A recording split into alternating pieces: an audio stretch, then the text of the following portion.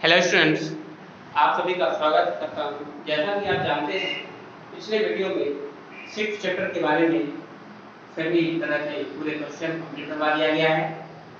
Next आज का जो 5 का चैप्टर होगा 7 चैप्टर है, उनमें से पॉइंट हमारा होगा 5, यानी चैप्टर 7 का नाम क्या है बच्चों?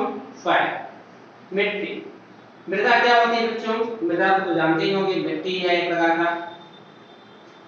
मृदा का मतलब कहना चाहिए कि साइंस की भाषा में मृदा ही कहा जाए, क्योंकि एक प्रकार की वो मिट्टी है, सॉइल बोला जाता है।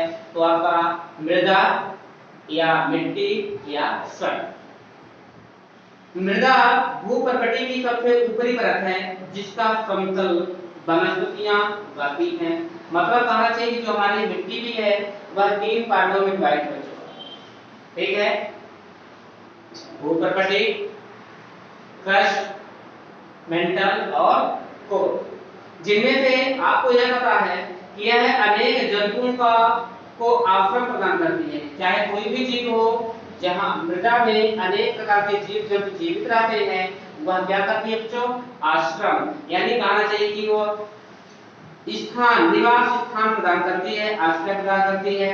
जो हमारे ऊपर तथा अंदर रहते हैं, पृथ्वी का समस्त भूभाग मृदा से ढका हुआ नहीं है। मतलब कहना चाहिए कि पृथ्वी का समस्त भूभाग जो होता है मृदा से ढका नहीं है। उत्तरी ध्रुव का विशाल क्षेत्र तथा बर्फ से ढके पर्वतों पर पौधे उगने के लिए मृदा नहीं है। मृदा के निर्माण की प्रक्रिया, मृदा की तुलना और कैसे किस प्रकार का डिवाइड किया गया है, ये आप ध्यान करेंगे। चलिए स्टार्ट करते हैं। मृदा का निर्माण, फॉर्मेशन ऑफ सॉइल। ये मृदा हो गई, मृदा का निर्माण।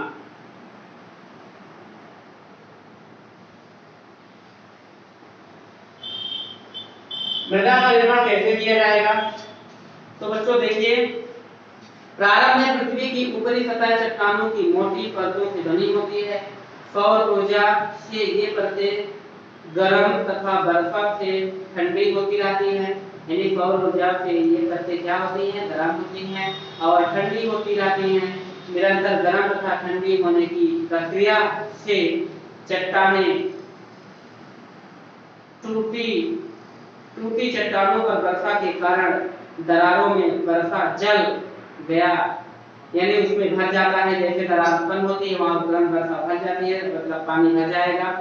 शरद ऋतु में यह वर्षा जल जम करके बर्फ बना तथा बर्फ का आयतन बढ़ने के कारण चट्टानों और छोटे टुकड़ों में टूट गया। जैसे जैसे जम करके बर्फ बन गया था और वह टूटना शुरू हुआ, टूट करके क्या हुआ बच्चों? टुकड़ों में विभाजित हो गया।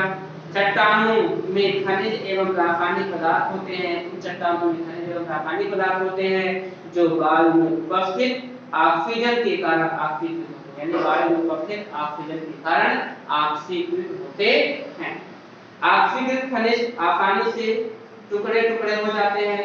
ये लघु कण बहते हैं, वायु द्वारा इधर उधर फैल गए। कभी कभी पेड़ों की जड़ें, क्या होता है? कभी कभी पेड़ों की जड़ें चट्टानों की दरारों में फैलने के कारण चट्टानें टूटी जाती हैं। मतलब कहना चाहिए चट्टानें क्या होती है बच्चों? टूट जाती हैं। पौधों की जड़ों में बनने वाला अम्ल भी चट्टानों की टूटने में सहायक होता है। पौधों की जड़ों में बनने वाला जो अम्ल होता है वह भी टूटने के आधार पर रहता है। सूक्ष्म जीव भी चट्टानों के अध्ययन अपलक्षण में सहायक है। विभिन्न प्राकृतिक प्रक्रियाएं, विभिन्न प्रकार की प्राकृतिक प्रक्रियाएं का मतलब है जैसे भूकंप, बाढ़ और क्षतिग्रस्त जो होते हैं, ज्वालामुखी विस्फोटों का वह चट्टानें टूटती हैं। तो भिन्न भिन्न प्रकार की क्या होती है बच्चों? तरंगे। तो अपक्षय क्या कहलाता है? वेदरिंग किसे कहते हैं? चलिए पढ़ते हैं, वेदरिंग है क्या? वायु तरंगे हिम नदी। क्या क्या होता है इन्होंने? वायु तरंगे हिम नदी, वायु तरंगे हिम नदी एवं वर्षा आदि, एवं वर्षा आदि क्या करते हैं? प्राकृतिक कारकों से चट्टानों का प्राकृतिक कारकों से चट्टानों का प्राकृतिक कारक नहीं होते हैं।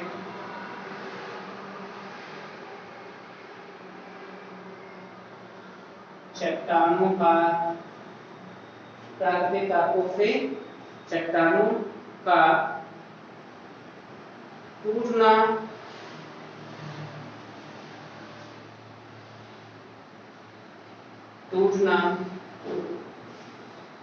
क्या कहलाता है? चट्टानों का अपक्षय कहलाता है।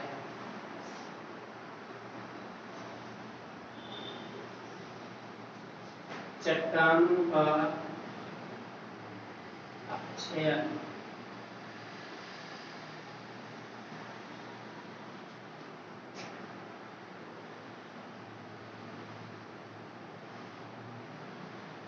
चट्टानों का अपक्षय कहलाता है।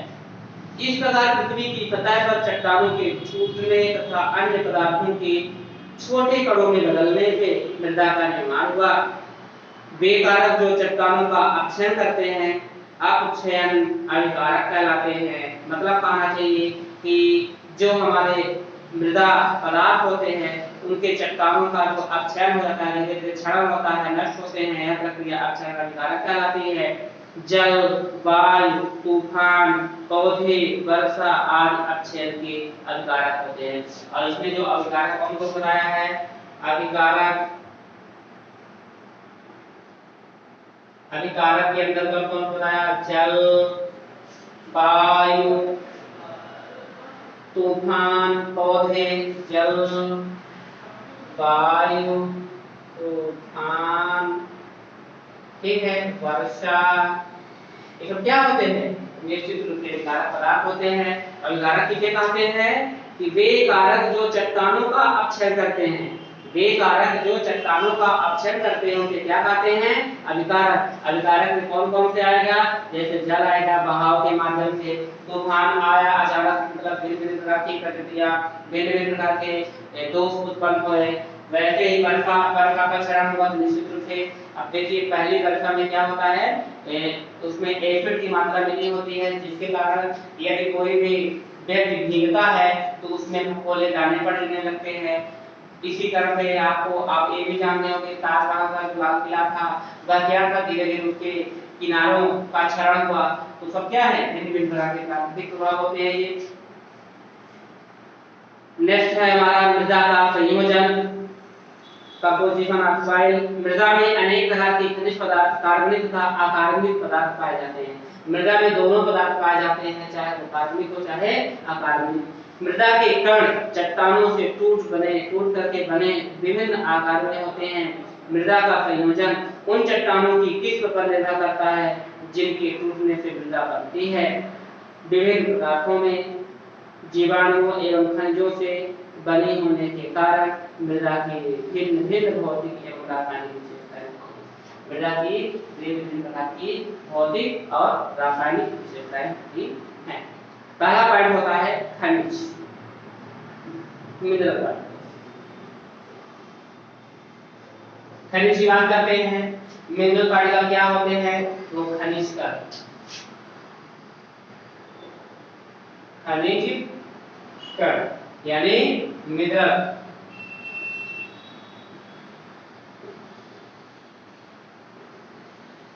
ठीक है बच्चों,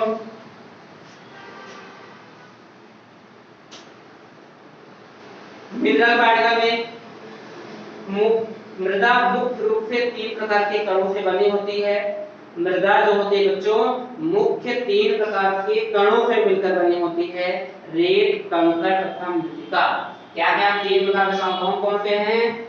रेत, कंकड़, रेत हो गया, दूसरा क्या हो जाएगा बच्चों? कंकड़, तीसरा आपका होगा मृत्तिका।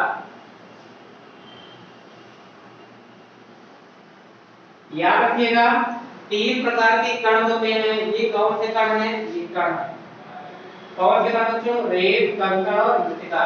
इन तीनों कणों से क्या बना है, आपकी क्या बना है बच्चों, मृदा का निर्माण हुआ है, यानी मृदा बनती है। मृदा 3 प्रकार के कुछ कणों से मिलकर बनी होती है। वो कौन कौन सी है, रेत, कंकड़ और मृतिका होती है। मृदा का प्रकार तथा बनावट इन्हीं कणों में निर्धारित, कणों से क्या होता है बच्चों, निर्धारित होता है। इसमें से पहला पार्ट आपका यही है, ठीक है। खनिज पदार्थ, खनिज पदार्थ मतलब समझ में आ गया बच्चों। मृदा मुख्य रूप से 3 प्रकार के कणों से मिलकर बनी होती है। वह 3 प्रकार का कण कौन कौन से हैं, रेत है, कंकड़ है और मृतिका। इन तीनों कणों से मिलकर के क्या निर्माण होता है बच्चों, मृदा। अब बात आती है, ये किसके अंदर आते हैं, आपको मिनरल्स के अंदर रखा जाएगा। दूसरा पॉइंट होता है आपका अकार्बनिक पदार्थ, इनऑर्गेनिक सब्सटेंस। दूसरा पॉइंट क्या हो जाएगा, ये पहला पॉइंट था। दूसरा पॉइंट हो जाएगा इनऑर्गेनिक यानी अकार्बनिक, अकार्बनिक पदार्थ। इनऑर्गेनिक सब्सटेंस, इनऑर्गेनिक सब्सटेंस, ठीक है। अकार्बनिक पदार्थ क्या बोलते हैं, इनऑर्गेनिक सब्सटेंस। ये इनऑर्गेनिक सब्सटेंस क्या होता है बच्चों, तो जानते हैं बहुत सारे आप केमिस्ट्री में तत्वों का नाम सुना होगा, जैसे कॉपर है, कार्बन है, फास्फोरस है, सल्फर है। ये सब क्या होते हैं, ये सब इनऑर्गेनिक पॉइंट होते हैं। पोटेशियम, मैग्नीशियम, पोटेशियम का नाम सुना है बच्चों, पोटेशियम, मैग्नीशियम, कैल्शियम, ये सब क्या होते हैं, तत्वों का नाम तो सुना होगा आपने। देखिए क्या बताया इन्होंने, कार्बनिक पदार्थ में potassium, magnesium, sodium, potassium, magnesium, sodium, ये सब क्या है बच्चों, इनका संकेत है, फैमिली जिसको बोलते हैं। पोटेशियम, मैग्नीशियम और आगे आयरन के नाइट्रेट, सल्फेट, आयरन के क्या है, nitrate, sulphate, nitrate, sulphate, carbonate और अन्य लवण। कार्बोनेट ये क्या होते हैं, इनऑर्गेनिक पार्टिकल्स होते हैं, इनऑर्गेनिक सब्सटेंस। तो ये आपका इनऑर्गेनिक सब्सटेंस हो गया। नेक्स्ट पॉइंट होता है कार्बनिक पदार्थ यानी ऑर्गेनिक सब्सटेंस। तो नेक्स्ट पॉइंट चलते हैं बच्चों। तो इनका नाम तो सुना होगा आपने, कार्बन क्या है, नाइट्रोजन क्या है, हाइड्रोजन क्या है, ये सब एक दूसरे के संबंध होते हैं और सभी क्या है हमारे किसके पदार्थ के अंतर्गत आते हैं, मृदा का संयोजन में। तीसरा पॉइंट होता है आपका इनऑर्गेनिक सब्सटेंस।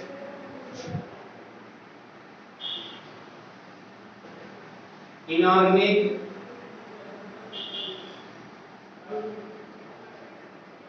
इनऑर्गेनिक सब्सटेंस में क्या होता है, कार्बनिक होता है, सॉरी इनऑर्गेनिक कंप्लीट कर चुके हैं, ऑर्गेनिक कार्बनिक पदार्थ, कार्बनिक पदार्थ। ये कार्बनिक पदार्थ के अंदर क्या क्या पार्ट आएगा, जैसे कि देखिए जंतुओं एवं वनस्पतियों की विभिन्न क्रियाओं, जंतुओं एवं वनस्पतियों की विभिन्न क्रियाओं द्वारा उनके नष्ट या मृत होने से, उनके अपघटन या सड़ने से प्राप्त कार्बनिक पदार्थ मृदा में मिल जाते हैं। जंतुओं एवं वनस्पतियों के पूर्णतः अपघटित उत्पादों को ह्यूमस आते हैं। इसमें कार्बनिक पदार्थ में क्या कौन सा पदार्थ होता है, ह्यूमस। जंतुओं एवं वनस्पतियों के पूर्णतः अपघटित उत्पाद यानी पूरी तरह से अपघटन हो जाना, नष्ट हो जाना, सड़ करके खराब हो जाना।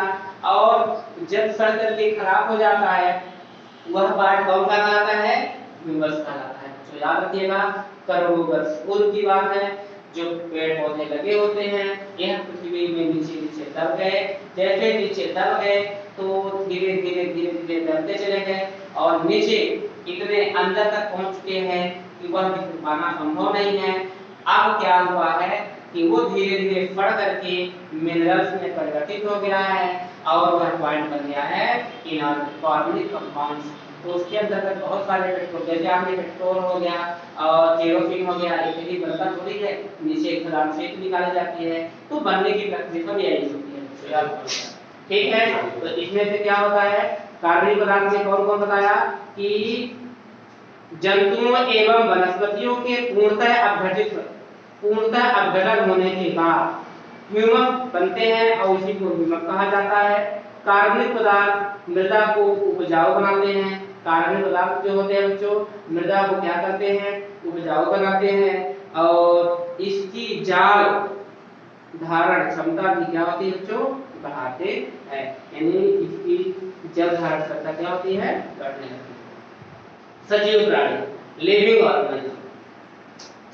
नेक्स्ट ये तीसरा पॉइंट था, चौथा पॉइंट हो जाएगा लिविंग ऑर्गेनिज्म।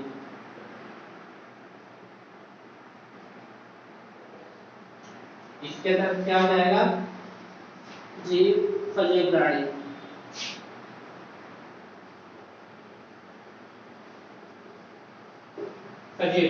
लिविंग ऑर्गेनिज्म के अंदर देखिए क्या क्या होता है।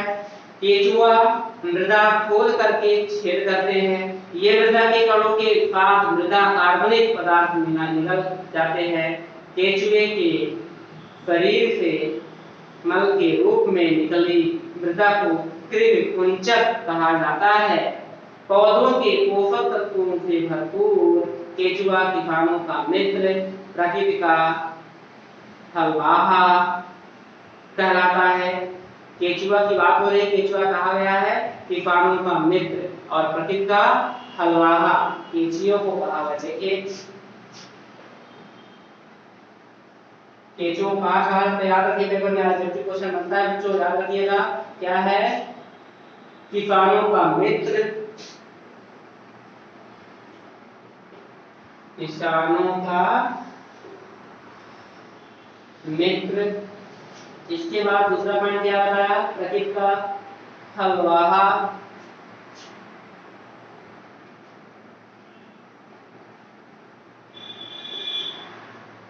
हलवाहा प्रकृति का हलवाहा कहा जाता है। इसके बाद देखिए और पॉइंट, केचुआ किसानों का मित्र, प्रकृति का हलवाहा कहा जाता है क्योंकि इसके द्वारा मृदा में बनाए गए गहरे छिद्र मृदा को वायुयुक्त बना देते हैं।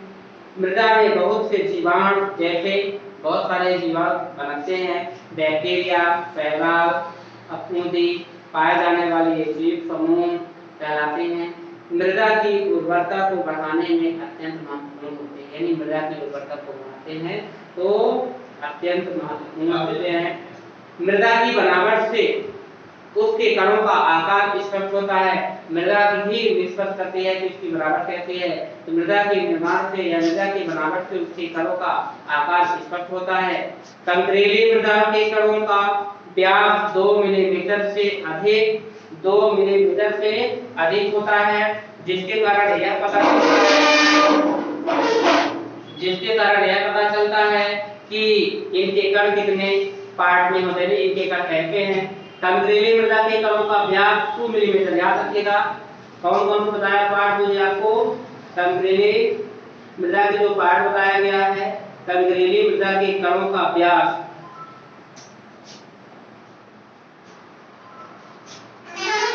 कंकरीली मृदा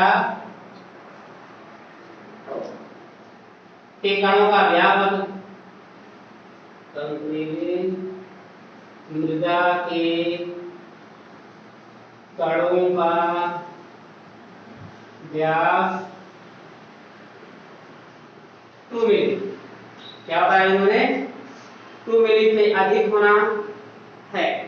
रेतीली मृदा के कणों का व्यास, अब उसमें रेतीली मृदा जो होती है, रेतीली मृदा के कणों का व्यास इसमें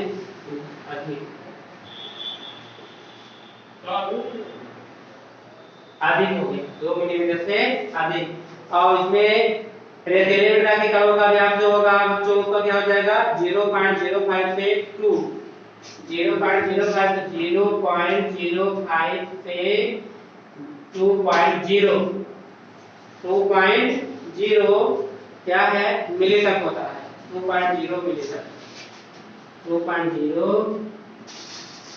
मिली। ठीक है तब याद रखिएगा ये पॉइंट आपके बने हुए हैं। इनमें से एक और है आपका गदयुक्त मृदा के कणों का आकार 0.005 गदयुक्त फ्लैट होता है गद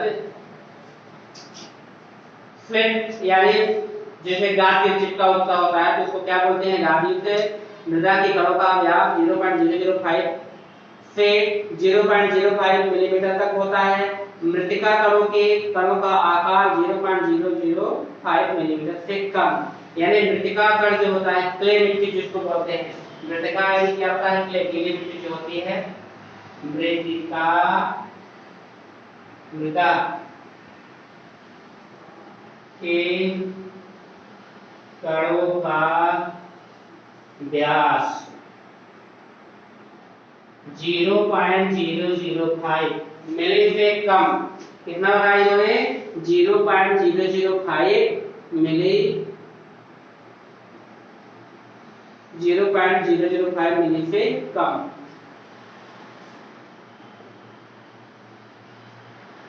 ठीक है ये आपके कणों का व्यास आया तो आप इसको अच्छे से पढ़ें बच्चों। रेत के कणों की मात्रा से मृदा की रेतीली दोमट लोमे और मृतिकामय यानी क्ले में वर्गीकृत किया जाता है। दोमट मृदा सबसे ज्यादा उपजाऊ मृदा होती है। ये जो दोमट मिट्टी होती है बच्चों यह सबसे ज्यादा उपजाऊ होती है। ठीक है बच्चों आप इसको अच्छे से पढ़ें समझें और तैयारी कीजिए। नेक्स्ट हमारा पॉइंट होता है वाटर। वाटर में हम लोग पढ़ेंगे बच्चों वाटर का पॉइंट देखते हैं। वाटर का फार्मूला क्या होगा बच्चों कोई भी कमेंट करें वाटर का फार्मूला क्या होगा तो वाटर का फार्मूला होता है H2O। यदि H2O पूछते हैं H क्या है O क्या है तो आप बताइए। H का मतलब हाइड्रोजन और O का मतलब ऑक्सीजन। वाटर का फार्मूला होगा H2O। H का मतलब क्या होता है हाइड्रोजन और O का मतलब क्या होता है ऑक्सीजन। ठीक है और हाइड्रोजन दोनों मिलकर के क्या बनाया H2 का निर्माण किया। कितने कभी हाइड्रोजन परमाणु रूप में क्रिया नहीं करता है तो अणु के रूप में क्रिया करेगा तो देखिए H2 क्रिया करके H2 का निर्माण किया। या हम ऐसे कर सकते हैं 2H + 2H मिलकर के क्या बनेगा H2 का निर्माण होगा यानी 2 ये आ गया H2 हो गया। बहुत सारी रासायनिक क्रिया होती हैं। अब ये क्या होगा H और O दोनों आपस में क्या करते हैं क्या बनाता है H2O बनाता है। देखिए कैसे हुआ H2 + O2 आपस में क्या करा क्या बना दिया H2O पानी बना दिया। अब इसको आप संतुलित करेंगे तो आप इसको क्या करेंगे 2 मॉलिक्यूल पहले ले लीजिए और इसका क्या हो जाएगा हाइड्रोजन बन गया यहाँ पे कितना हो गई 4 हो गए तो आप 2 का मल्टीप्लाई कर दीजिए और ये क्या बन गया जल का सूत्र क्या होगा H2O। ठीक है बच्चों ये रासायनिक क्रिया है। अब इसमें हम पढ़ेंगे इसके बारे में तो ये जो हमारा पॉइंट होता है वाटर इसमें मृदा का पारदृश्य यानी सॉइल प्रोफाइल जो होती है मृदा एक समान ठोस पदार्थ नहीं है। इसमें विभिन्न परतें होती है। अधिकांश मिट्टी के पास दृश्य में 3 परतें मिलती हैं जिसे समस्तर कहते हैं। कहना चाहिए कि अधिकांश मृदा के पास दृश्य में 3 परतें मिलती हैं इन्हें समस्तर कहते हैं और इस प्रकार का A समस्तर B समस्तर और C समस्तर यानी A हॉरिजॉन B हॉरिजॉन और 3C हॉरिजॉन। यानी कहने का मतलब क्या हुआ इनको समस्तर को हम नेक्स्ट वीडियो में पढ़ेंगे बच्चों। तो फिर आज के लिए आप इतना ही पढ़े और समझे। इसके पश्चात आपको प्रश्नोत्तर लिखाया जाएगा, लेकिन बात ये भी है, आप ध्यान दीजिए, आपको असाइनमेंट की व्यवस्था की जा रही है और क्वेश्चन यहाँ पे भेजा जाएगा ऑनलाइन, और आप फिर क्वेश्चन को अपनी कॉपी में लिखें घर में, और लिखने के बाद वह असाइनमेंट कॉपी विद्यालय में जमा करें समय के अनुसार। ठीक है बच्चों, तो इसको थोड़ा विशेष ध्यान दीजिएगा, क्योंकि 6, 7, 8, 9, 10 सभी के लिए है, तो आपको विशेष ध्यान में बताया जाए क्योंकि आपकी क्लास में। तो ठीक है बच्चों, कुछ कमेंट करना हो तो आप पूछ सकते हैं। ओके।